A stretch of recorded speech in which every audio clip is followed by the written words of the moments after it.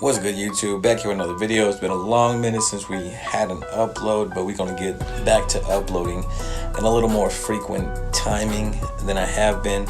Anyways, this is my cousin. He came up to Amarillo from Austin, Texas, which is about 8 hours away from where I'm at. You know, we're both in Texas, but Texas is so big that, you know, an 8-hour drive, you're still in Texas.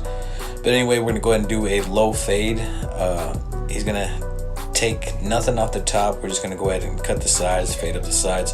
I got the retro T-cuts on there right now, and we're just going to make our initial guideline and bald out under the occipital bone. And we're going to go ahead and just get this fade started here. It's been a long minute since I uploaded. I think the last video that I put up was announcing that I was going to Afghanistan. I went to Afghanistan for a little bit, and now I'm back in the States, back at the shop, and just back to cutting this hair and getting this money. But anyways, gonna get back to the video here and the haircut. They got the wall shavers here, and we're just gonna go ahead and start balding out, completely bald. I think that when you use the shaver and add that to the fades that you're doing, it adds a lot more gradiency to your fades, adds that transition that a lot of people lack just by only using the trimmers. So that's what we're doing right here, and just using the shaver and flicking out and making sure that we blend into where the trimmer initial guideline was at. So this right here, we're gonna go ahead and take our half guard and just gonna start making another guideline. And you wanna make sure that you're thorough, make sure that your blade is pressed against the side of the head, and just make sure that you're getting every hair possible. You know, you can see me stretching the skin there just to make sure that I get all the hair and there's no loose ends. But right now we have the guard off, there's no guard on there. The lever is slightly open, and I'm just gonna go ahead and start raising that fade up.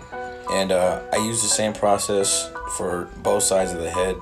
We're gonna go, basically you take your half guard and take that guard off, and then you start opening your lever, taking out the guideline without the half guard, and then you take the one guard, start making your another guideline, and after you do that, you take the half guard, which is the lower guard that you had before, and you just open the lever. So it's a lot of lever play that you're doing here to get out the lines that you see here. So you just want to make sure you spread out the skin and just stay consistent. Stay consistent with your technique, with the process and what you're fading. Whatever process you may be using, you might be using a different process, but this is just a foolproof method that I use on every texture of hair that gets the job done every time. So right now you see me just knocking away that line right there, just raising that fade up. As you can see right here, there's no guard on there, and I'm just kind of playing with the lever and just detailing parts that I couldn't get with the actual half guard. And then I put the half guard back on and just start cleaning up. Now we got the 1.5 guard, and we're gonna make another guideline above where we used the 1 guard. And just wanna be thorough, get every piece of hair, get every strand, and you wanna go against the grain with the way that the hair is directionalized. You wanna go the opposite way to make sure that you're cutting everything thoroughly. So now we got the 1 guard on with the lever slightly open, and we're just gonna start knocking away at that line right there. Just start raising it up and just get the whole side blended. I'm gonna go ahead and do a step-by-step on this side, but on the opposite side, we're just gonna go ahead and talk a little bit, just converse, you know, tell you what's been up and what's been going on recently. And I'm just gonna go ahead and speed up that right side of the haircut. But on this side, we're gonna go through every step and whatnot. So got the half guard on there with the lever, and we're just detailing with that. And now we got the 2 guard on because we already cleaned up the 1.5 guard. So now we get the 2 guard on, and we're blending into the top, the ridge of the head here. And you just want to make sure you're thorough. Like I said, I'm gonna go ahead and throw that 1.5 back on and just start opening that lever and just fading up. You know, it's a real, I don't want to say monotonous, but it's a real tedious process with cutting hair. As far as, you know, regular bald fades, everything can get a little bit repetitive, I think that's the word I'm trying to find. But you know, when you take pride in your craft, you always want to make sure that you're putting out the best work, no matter if it feels like the same thing different day. You want to make sure that, you know, you're putting forth all the effort to make sure that you keep the clients happy, and that's basically what it all comes down to, is client satisfaction. But right now we're doing a little bit of clip over comb out the 2 guard on, and I'm just pushing that comb against the ridge of the head and kind of fading up. And then I take the 2 guard open and I just try to fade in what we have left there, and just make sure that it's all blended.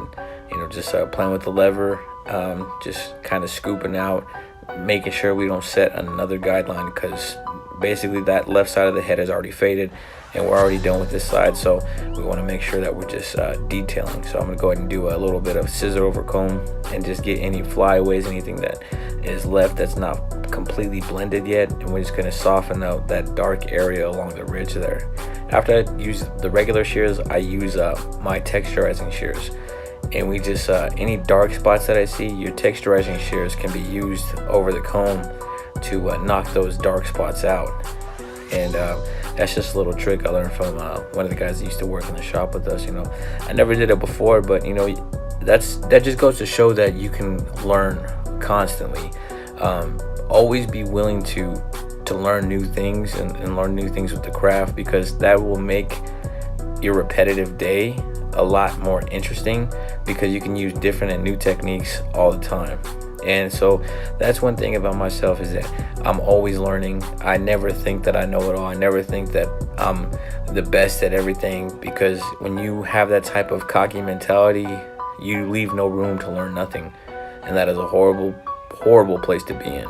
Always strive to learn more. Always strive to better yourself, because that's all we can do every day. We can strive to make ourselves the best possible barber, or whatever your profession may be, whatever you're dedicated to, just constantly better yourself. But so this side of the head, we're just gonna go ahead and speed it up a bit, and you just see the same process that I use on the left side of the head, we're gonna use on the right side of the head. And just this foolproof method, you know.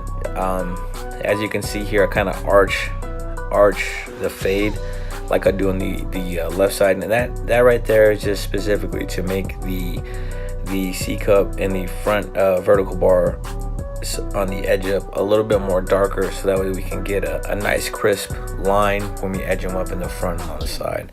That's why I arch the fade the way that I do right there. So right now, just gonna fade up into that ridge area, and just like I use the shear over comb on the other side, we're gonna use shear over comb on this side as well, and just replicate exactly what we did on the left side on the right side.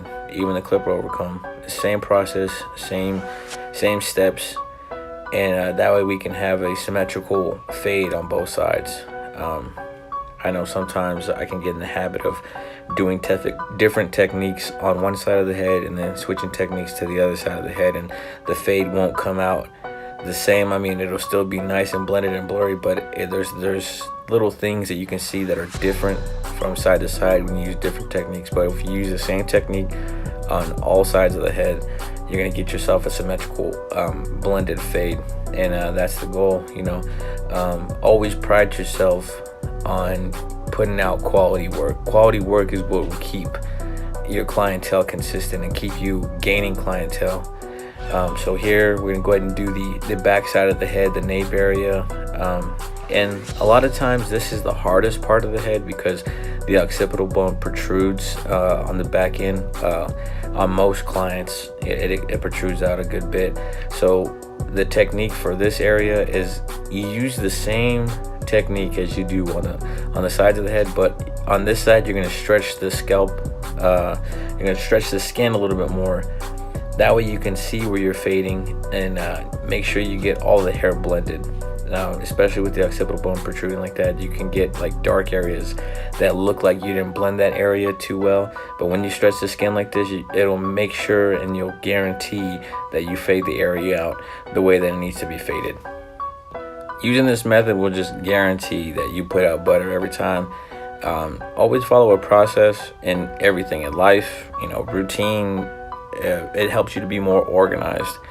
And even with haircuts, you know, the more you're organized with your guidelines, the more you're organized in the process in which you fade, the more consistency you're gonna have with cutting hair. And you know, that's basically, that's like life advice right there.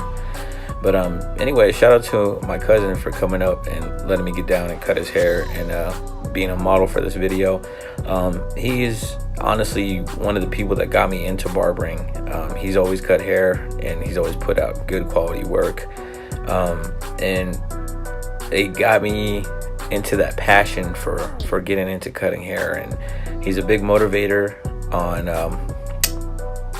me going to school and everything like that, and getting licensed. And I thank him for that, and I appreciate him for being who he is and being the barber he is.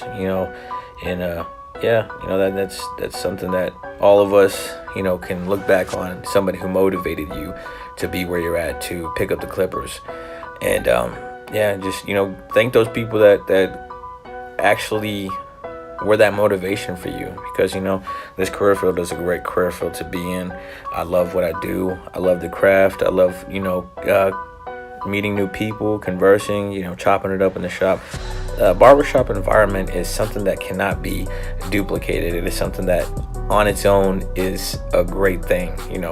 All types of different conversations go down in the shop, and if you're in a shop, you know that firsthand what I'm talking about. And if you don't know what I'm talking about, go spend some time in the shop and you'll figure out what I'm talking about. But right here, we're just gonna go ahead and continue to blend in the ridge. I'm just gonna put some water on there and directionalize the hair in which way it needs to go. That way, when I do the shear over comb here, we can make sure that everything is gonna be blended properly. Can't even talk right now. But this is pretty much gonna do it for the haircut here. We're gonna get to the edge up and everything. But after I do the shear over comb, there is another technique that I use to kind of soften up the back of the head. I take I believe this was a number 3 guard. There's a number 3 guard. I'm going with the grain basically, and just knocking down any flyaways along the ridge on the sides and the ridge on the back of the head. And we're just gonna soften it out, and to make sure that everything lays down flat. That way everything not looking like a porcupine and whatnot. And this is a good way always with the grain, is to knock down bulk without knocking down length. If that makes any sense to you. I hope that it does. I hope that you're getting something out of this video. So now we're gonna get to the edge of portion. I'm throwing some hairspray. I had to buy some hairspray because I couldn't find any spritz at Sally's or any of the barber supply places where I live at. So I'm using hairspray right now, and we're just directionalizing the hair. And we're gonna go ahead and get this edge up started. We're gonna go ahead and knock out the sides first, get that C-cup area looking nice and crispy. And you want to make sure that you have symmetry on both sides of the head. That is like major key to have that symmetry, because people will look at haircuts, and I've been in high school, I've been in the military, and no matter where you're at, people will roast on bad haircuts. So always pride yourself on making haircuts look the best they could possibly be, because people are looking at your work. People are looking at where people get haircuts, and so just be consistent, make sure everything's crispy. And as you can see here, that haircut is blurry, which is what you're going to be looking for every time you cut hair. You want to make sure that it looks like butter was smeared on the side of the head. But anyways, right here I got the 2 guard on, and I'm just going with the grain on the front end of the head where we're edging him up, and that is just to knock out any bulk so you can get a crispier lineup. And right now I have the Andes Slimline Li 2s. I forget what they're called, but the latest Andes Slimline basically. And we're just edging up the front of the haircut, just getting it nice and crispy. On the right side, you can tell that I go over it a little bit because I was trying to eye it, and I wasn't really getting the symmetry I was looking for. So it took me a little bit on this side to get that symmetry, and I'll be completely transparent with you. But anyways, that's the haircut right there. I hope you enjoyed the video. Nothing but butter is what I'm trying to put out. If you're not subscribed to the channel, hit that subscribe button. If you learned something or got something out of this video, smash that like button. Follow me on social media at jblends_. You can find me on Facebook and whatnot. But smash that subscribe button. Stay tuned. More videos coming soon.